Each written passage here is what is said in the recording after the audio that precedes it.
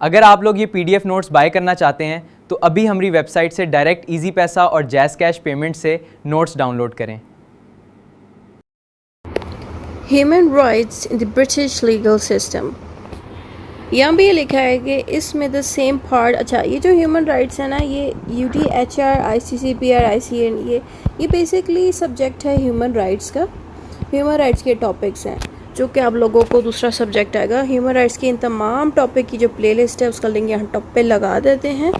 आप जब वो देखेंगे तो आपको आइडिया हो जाएगा कि यही topic human rights in the British legal system वाला, ये सेम उधर भी चीज़ें ऐड हुई हुई हैं। ठीक है, तो इसलिए ये सारे सब्जेक्ट्स पार्ट 2 के एक दूसरे के साथ मिक्स होके बने हैं। तो मैंने आपको स्टार्टिंग में भी कई दफ़ा बताया कि UK वो वाहिद मुल्क था जिसने दुनिया भर के ह्यूमन राइट्स के ऊपर और लोगों के लिए लॉज बनाने का काम स्टार्ट कर दिया था। तो Magna carta, bill of rights, ये बनाए ही UK के मुल्क ने हैं और इन्हीं मैग्ना कार्टा और बिल ऑफ राइट्स से दुनिया भर के ह्यूमन राइट्स बनाए गए थे। इसीलिए यहाँ में मैंने बताया कि अभी जब ह्यूमन राइट्स पढ़ेंगे यही सेम आप ह्यूमन राइट्स के सब्जेक्ट के साथ भी लिख सकते हैं, उस वाले टॉपिक के साथ जिसमें ह्यूमन राइट्स के बारे में वो आपसे पूछें। और अगर नहीं याद हुआ ह्यूमन राइट्स के चैप्टर में, ह्यूमन राइट की बुक में ह्यूमन राइट के बारे में नहीं आता हुआ तो आप उसमें UK वाले ह्यूमन राइट का पोर्शन भी डाल सकते हैं। इसलिए मैंने ये चीज़ इस बॉक्स में बता दी। अब हम इंट्रोडक्शन से स्टार्टिंग करते हैं। इंट्रोडक्शन में ये लिखना है, the human right means the British freedom and the protection that every person should have.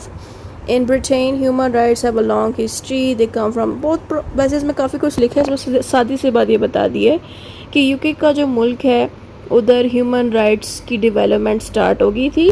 जो मैग्ना कार्टा है, जो बिल ऑफ राइट्स हैं और डिफरेंट तरह के जो एक्ट्स बनाए गए हैं, इन सब में ह्यूमन राइट्स को डाला गया और ये काफ़ी पुराने डॉक्यूमेंट्स हैं, आज भी इन पर अमल किया जा रहा है। बस इस तरह की जनरल बातें आपने इंट्रोडक्शन में लिख देनी है। अब हम आ जाते हैं हिस्ट्री पे। तो हमने बताना है कि ह्यूमन राइट जो है बहुत पुराने वक्त से चली आई चीज़ है। ऐसा नहीं कि ह्यूमन राइट्स अभी पैदा हुए हैं, ये उस ज़माने से सदियों पहले भी ह्यूमन राइट्स के ऊपर बात स्टार्ट कर दी गई थी। मैग्ना कार्टा को देख लें, वो 12-15 की सदी में बना था और आज भी उस पर अमल किया जाता है। तो एकदम नहीं ह्यूमन राइट्स पैदा हुए, ये इसको सदियाँ लगी थी, सेंचुरीज लग गए थे। At first it came from the common law and important documents, later they become the power of the modern law. शुरुआती दौर में जितने भी ह्यूमन राइट्स हैं ये कॉमन लॉ से निकले और different Magna carta, bill of right जैसे डॉक्यूमेंट से बने। फिर वक्त के साथ साथ मॉडर्न लॉ के अंदर ह्यूमन राइट्स को लिख दिया गया। आजकल के दौर में ह्यूमन राइट का बाकायदा एक एक्ट आपको मिलेगा जो कि 1998 में बनाया गया था। 1998 भी इतना कोई पुराना वक्त नहीं है, ठीक है। अब ये ना कहेगा कि मैम ये तो पुराना वक्त है, इस वक्त मैं खुद पैदा हुई थी, ठीक है। फिर आता है मैग्ना कार्टा 1215। तो मैग्ना कार्टा के बारे में हमने थोड़ी सी, वैसे तो मैंने इस पर एक लाइन दे दी है, लेकिन अगर आप इसमें पूरा मैग्ना कार्टा का चैप्टर डाल के अच्छा से एक्सप्लेन कर देंगे तो आपको मार्क्स अच्छे मिल जाएंगे। अगर आप स्लो राइट करने वाले पर्सन हैं तो एक लाइन भी इतनी काफ़ी है जितना मैंने लिखा है, नहीं तो इस पर आप मैग्ना कार्टा का पोर्शन पूरा डाल दें तो अच्छे मार्क्स आ जाएंगे। इसमें सिंपली मैंने बताया कि मैग्ना कार्टा जो है ह्यूमन राइट का सबसे बड़ा स्टेप लिया गया था उस दौर में जब किंग बहुत ज़्यादा स्ट्रॉन्ग थे और लोगों को राइट्स नहीं देते थे। उस ज़माने में इस डॉक्यूमेंट ने किंग के पावर्स को कम कर दिया और इंसानों को राइट्स दिए और किंग को मजबूर किया और क्वीन को मजबूर किया कि वो लॉ को फॉलो करें और इसी मदद से इंसानों को राइट्स मिले, ठीक है। अब आता है हबी कर्पस का एक्ट 1979 वाला। हबी कर्पस के एक्ट का वीडियो लिंक भी यहाँ टॉप पे लगा देती हूँ, ठीक है। फिर आ गया था this law protected people from being locked up unfairly. अच्छा, ये एक्ट क्यों बनाया गया? क्योंकि बहुत से लोगों को जेल में डाल दिया जाता था बगैर कोर्ट मिले जाए और कईयों को घरों में कैद कर लिया जाता था, किसी भी गलत तरीके से कैद कर लिया जाता था। तो इन सब लोगों को आज़ाद करने के लिए हबी कर्पस का एक्ट बना, जो कि पाकिस्तान में भी हम यूज़ कर सकते हैं और करते रहते हैं। क्योंकि अगर किसी को गलत तरीके से कहीं कैद कर लो बगैर कोर्ट में लेके जाए तो हम उस पर्सन के ऊपर हबी कर्पस का एक्ट पास करा सकते हैं कोर्ट की मदद से। पाकिस्तान में भी ये हो रहा है। तो यही रीज़न था कि उस ज़माने में हबी कर्पस का प्रॉपर एक्ट बनाया ताकि कोर्ट्स जो हैं ऐसे लोगों को रोकें कि आप किसी भी इंसान को बेवजह कैद नहीं कर सकते। फिर आता है इंग्लिश बिल ऑफ राइट्स। ये वही बिल ऑफ राइट्स है जिसका मैंने बताया हुआ था कि इसने किंग्स की पावर्स को कम कर दिया। और बिल ऑफ राइट कहने से क्या हुआ, पार्लियामेंट बहुत ज़्यादा स्ट्रॉन्ग बन गई। ये वो वाहिद एक्ट था जिसने पार्लियामेंट को बहुत ज़्यादा स्ट्रॉन्ग बना दिया था। जो ये 1680s वाला जो ये साल था ना, 1680s वाला, ये वो साल था जब पार्लियामेंट बहुत ज़्यादा स्ट्रांग हो गई थी। लेकिन बिल ऑफ राइट कहने से क्या हुआ कि पार्लियामेंट को सारी पावर जो है किंग वाली चली गई, जिसकी मदद से ये और ज़्यादा मजबूत हो गया पार्लियामेंट, और इसने ज़्यादा आम इंसानों को भी राइट्स दिए। और इसके आने से क्या फ़ायदा हुआ, लोगों को जस्टिस मिलना शुरू होगी यूके में, और जो खौफनाक पनिशमेंट थी उससे आज़ादी मिलना शुरू होगी, और सब कोर्ट्स में जो हैं आज़ादी के साथ रह सकते हैं, मतलब आज़ादी के साथ कोर्ट में केस लेके जा सकते हैं, सारी पार्टी की सुनी जाएगी, बगैर सुने किसी को सज़ा नहीं मिलेगी। तो ये सब फिर आगे आता है universal declaration of human right. ये सेम, ये जो यहाँ नाम लिखेंगे ना, यूनिवर्सल डिक्लेरेशन और ये कन्वेंशन और ये यूएन रेस, ये तमाम बातें same to same human right का जब आप सब्जेक्ट पढ़ेंगे उसमें ये सारे एक्ट्स दोबारा से दोहराए जाएंगे। तो इनके बारे में तफसीली वीडियो आप वहाँ से भी देख सकते हैं। यहाँ पे भी थोड़ा सा समझा देती हूँ कि जो universal declaration of human rights है, ये सेकेंड वर्ल्ड वॉर के बाद बनाया गया। और किसने इसको बनाया था, यूनाइटेड नेशन ने बनाया था, यानी कि यूनाइटेड नेशन एक डिपार्टमेंट है, ये एक डिपार्टमेंट है, ठीक है। अब ये कहाँ मौजूद है, ये सारी तफसील नेट पे भी आपको मिल जाएगी।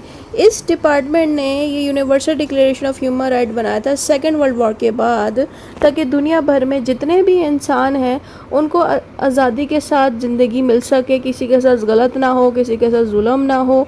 इसीलिए यूनाइटेड नेशन के इस डिपार्टमेंट ने इस एक्ट को बनाया, और ये बहुत ज़रूरी एक्ट है। फिर आगे आता है European convention of the human rights. ये भी जो है यूनाइटेड नेशन ने बनाया था 1951 के करीब। रेस रिलेशन एक्ट 1965 में बना था। This was the first law in the UK against the racial discrimination, कि यूके के अंदर बनाया गया था ताकि तमाम रेशियल डिस्क्रिमिनेशन को ख़त्म कर जाए। रेशियल का मतलब ये है कि नस्ल के बीच जो फ़र्क लोग करते हैं ना, कि ये काला है ये गोरा है, इस फ़र्क को ख़त्म कराया गया, ठीक है।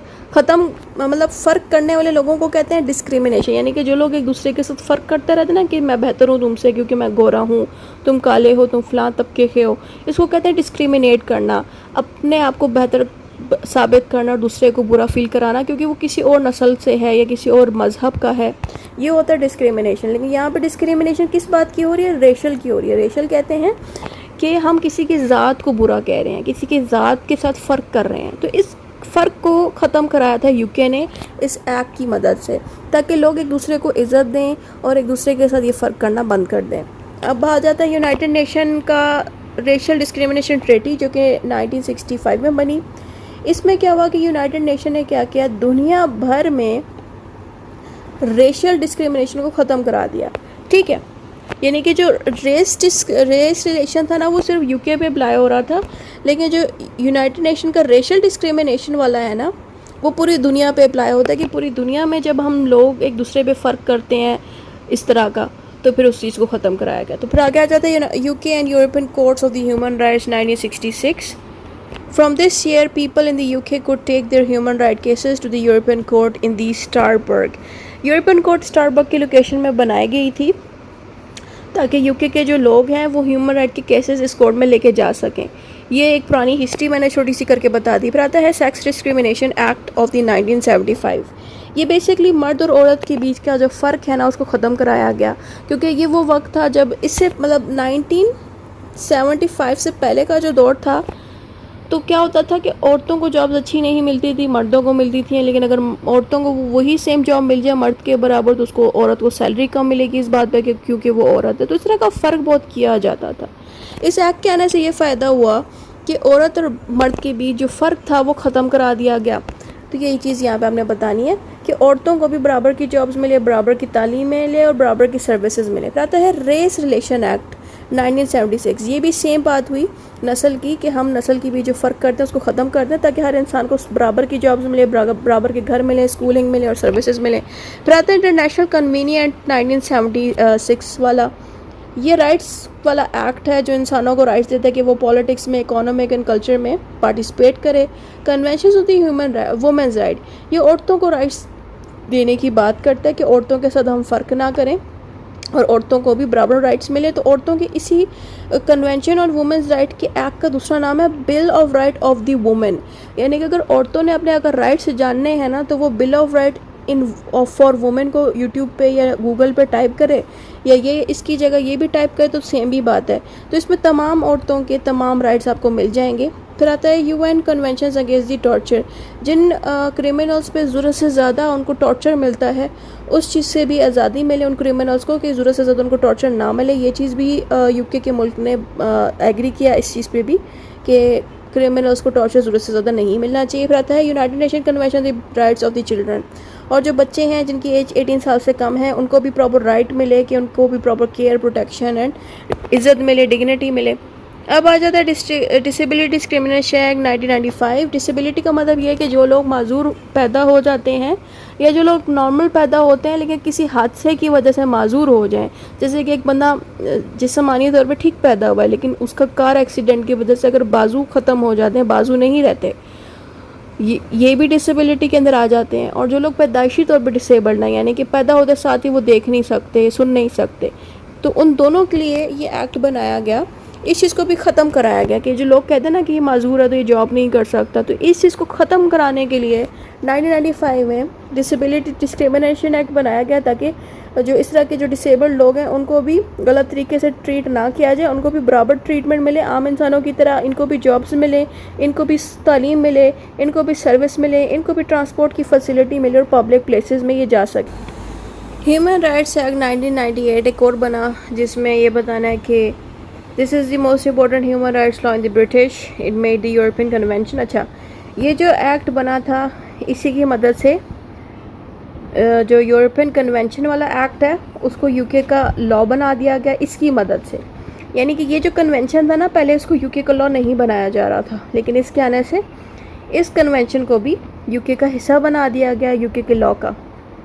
Now people can take human right cases to the. अच्छा, इससे ये फ़ायदा हुआ इसके बनने से कि UK के लोग स्ट्रासबर्ग में तमाम ह्यूमन राइट्स केसेस लेके जा सकते हैं। वही सेम बात जो हमने ऊपर पढ़ी थी दोबारा यहाँ लिखी गई है।